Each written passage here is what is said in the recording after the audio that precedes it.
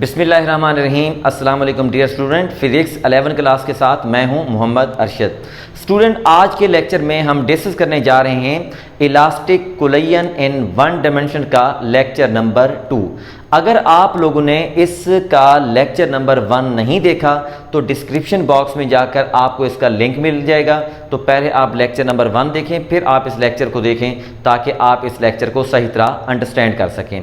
आज के लेक्चर में हम स्टूडेंट 4 डिफरेंट केसेस देखने जा रहे हैं on the basis of different message. और 4 डिफरेंट केसेस के अंदर हम कुलयंस के अंदर होने वाली जो चेंजेस आ रही हैं उनकी बॉडीज़ की फाइनल वेलोसिटी को डिस्कस करेंगे। और उन फाइनल वेलोसिटीज़ को कैलकुलेट करने के लिए हम स्टूडेंट 2 फार्मूला यूज़ करने जा रहे हैं, V1 prime and V2 prime के नाम से।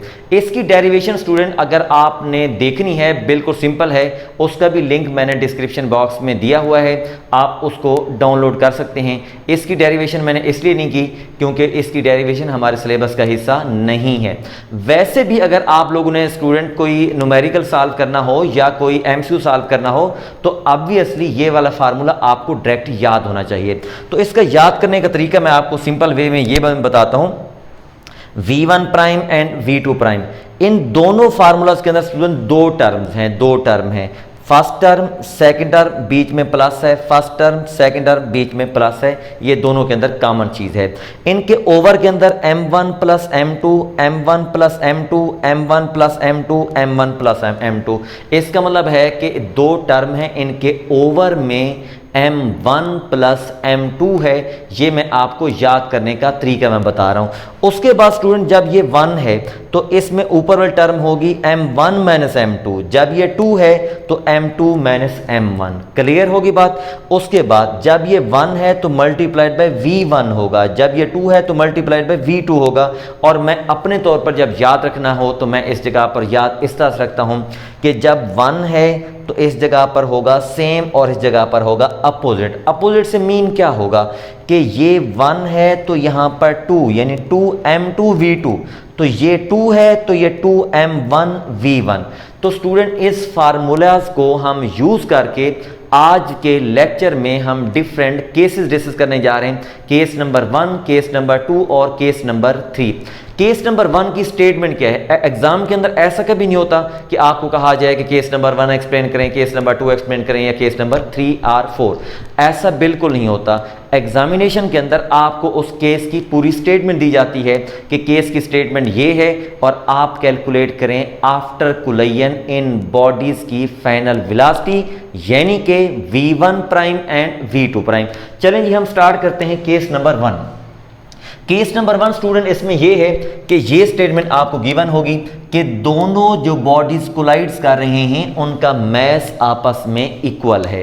तो इसके लिए स्टूडेंट मैंने एक शॉर्टकट टर्म, मैं आपको इनकी डेरिवेशन भी बताऊंगा आज के लेक्चर के अंदर, और उससे पहले मैं आपको एक शॉर्टकट में बताऊंगा ताकि आपको उनकी वेलोसिटीज कैलकुलेशन किए बगैर भी आप उसको सॉल्व कर सकते हैं।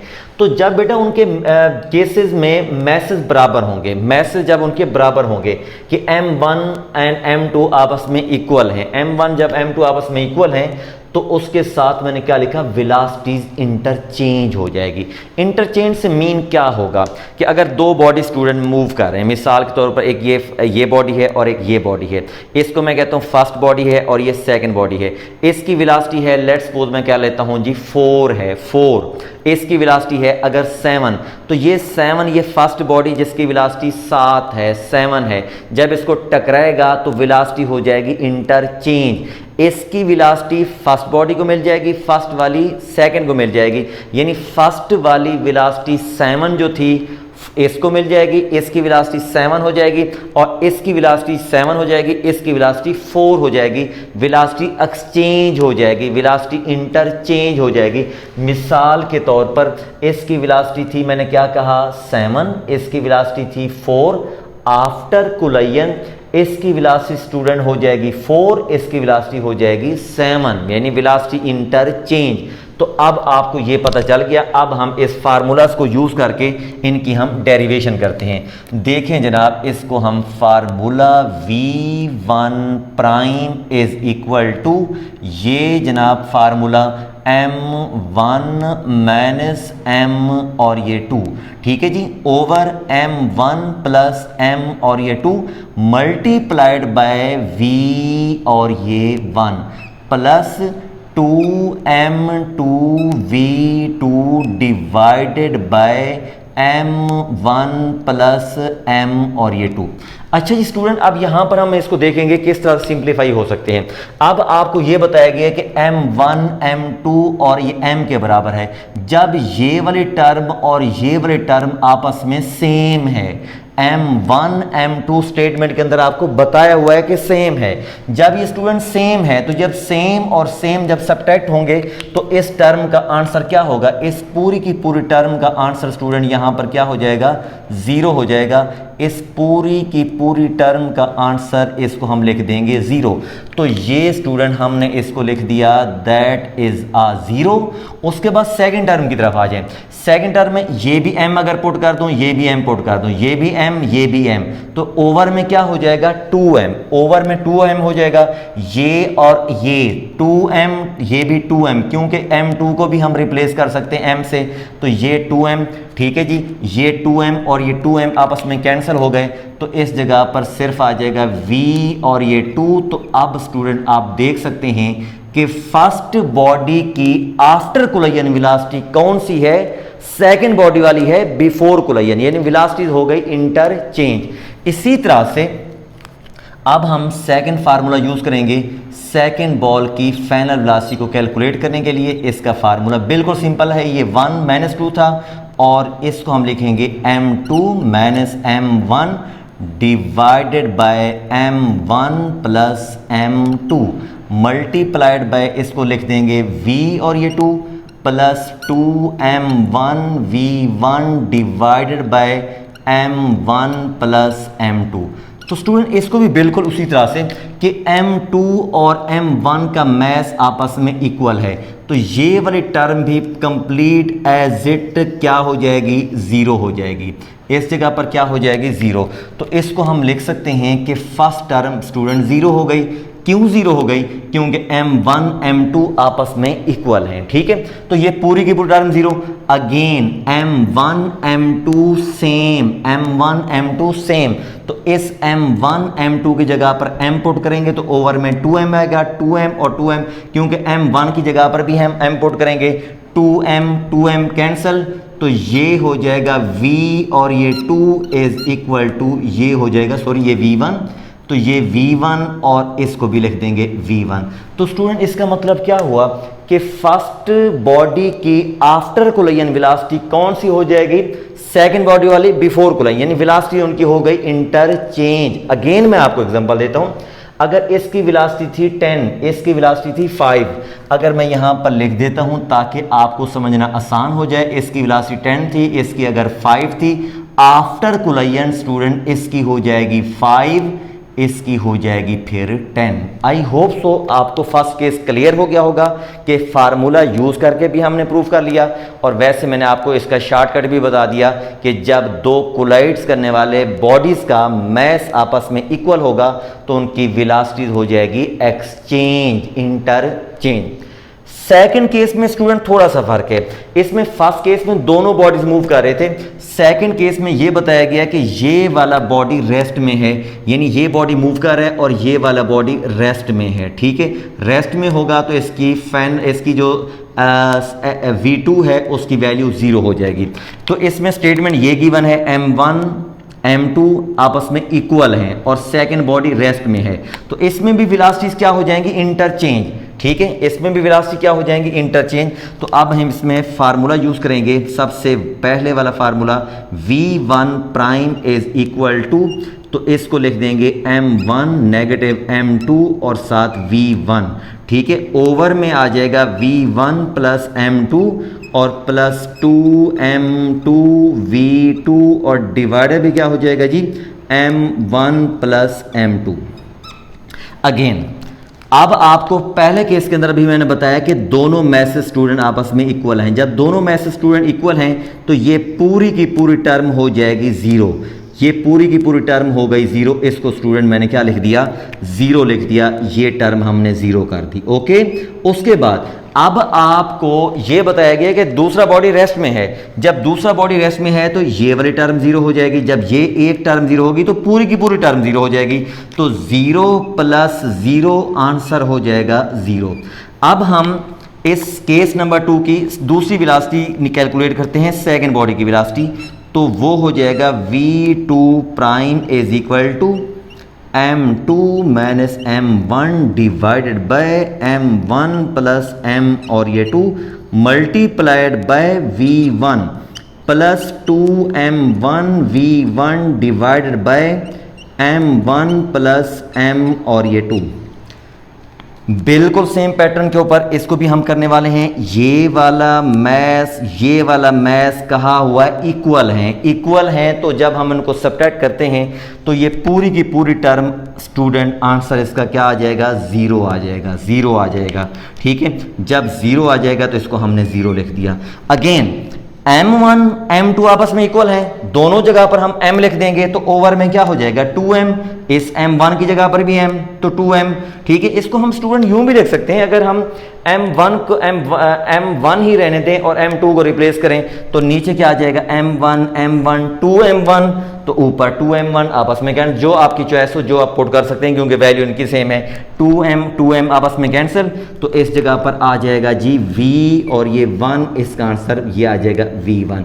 तो इस केस में भी वेलोसिटी क्या हो गई है, इंटरचेंज। इसकी मैं अगर आपको न्यूमेरिकल एग्जांपल दूं, अगर ये वाले बॉडी की वेलोसिटी थी 10 और ये मूव कर रहा था 0 स्पीड के साथ, तो आफ्टर कोलिजन इसकी वेलोसिटी स्टूडेंट हो जाएगी 0 और ये मूव करेगा इस डायरेक्शन में किस स्पीड के साथ, 10 की स्पीड के साथ, जब कोलिजन इलास्टिक होगा। क्लियर है बात।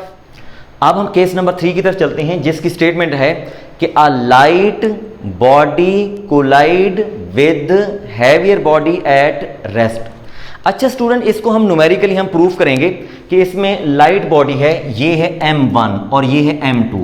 तो इसको हम लिख सकते हैं कि m1 का मास वेरी लेस है m2 से। तो इस बेस पर हम स्टूडेंट क्या लिख सकते हैं, इस बेस पर लिख सकते हैं कि m1 अप्रॉक्सीमेटली इक्वल टू 0 है।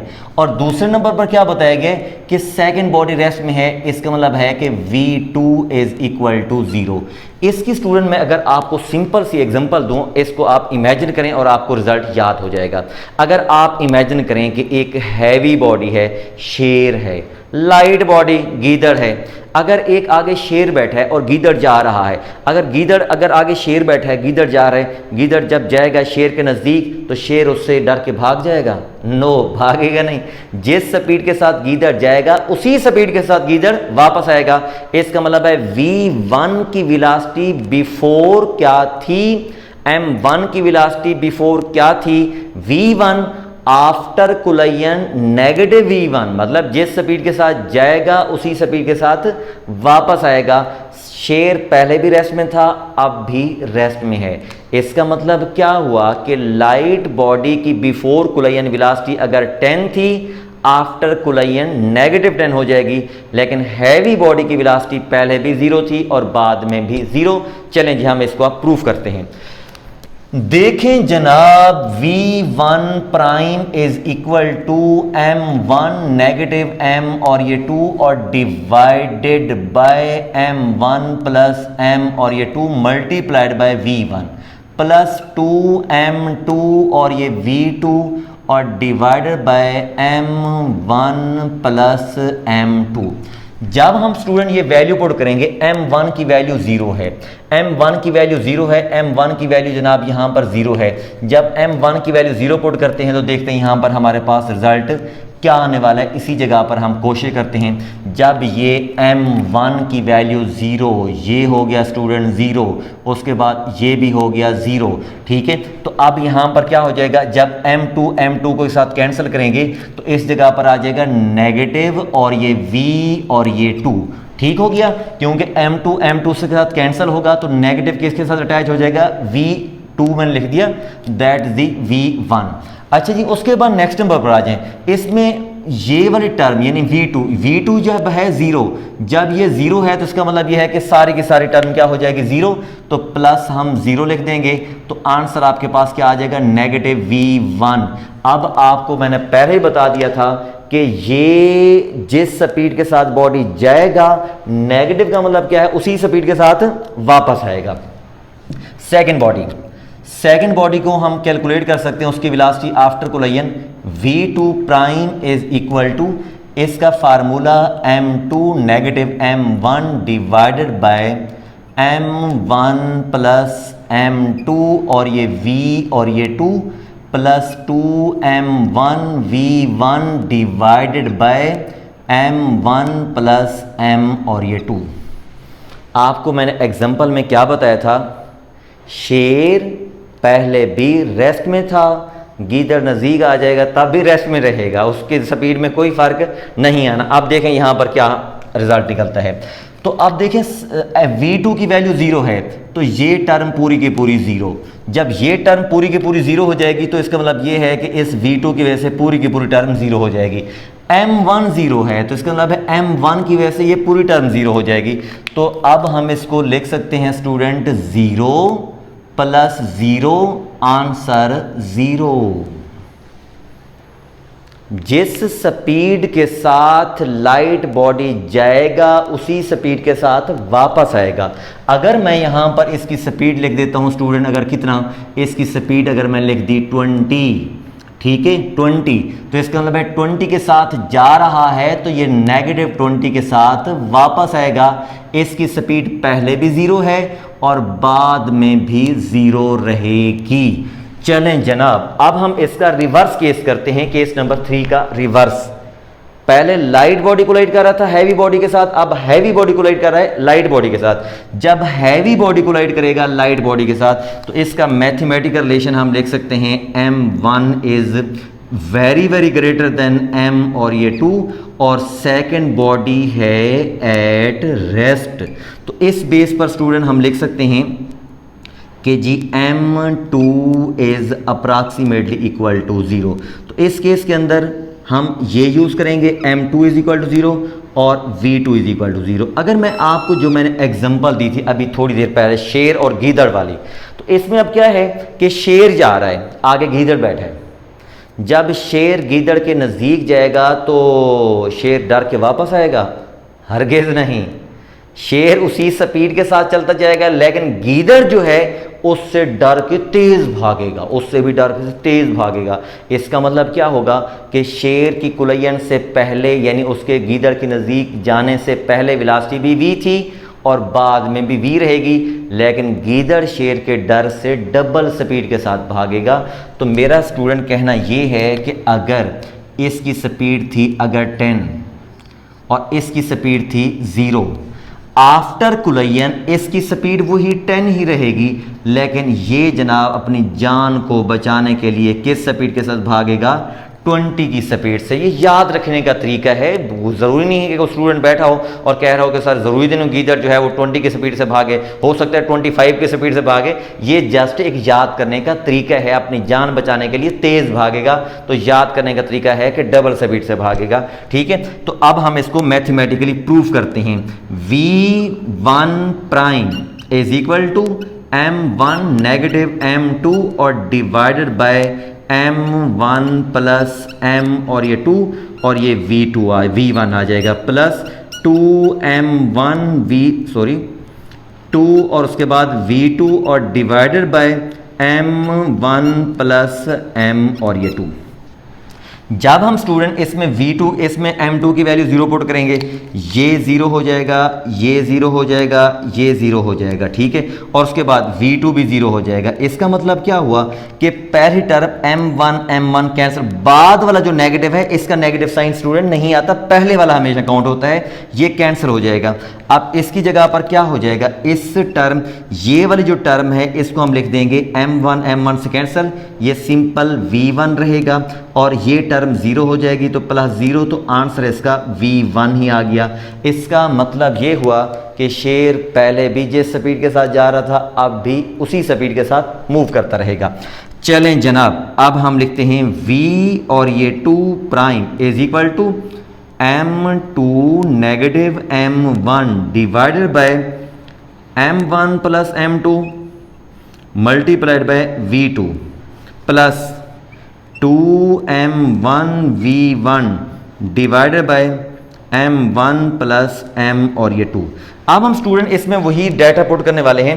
m2 की वैल्यू जब 0 पुट करेंगे, इसमें पहले नंबर पर जब v2 पुट करेंगे तो ये पूरी की पूरी टर्म 0 हो जाएगी।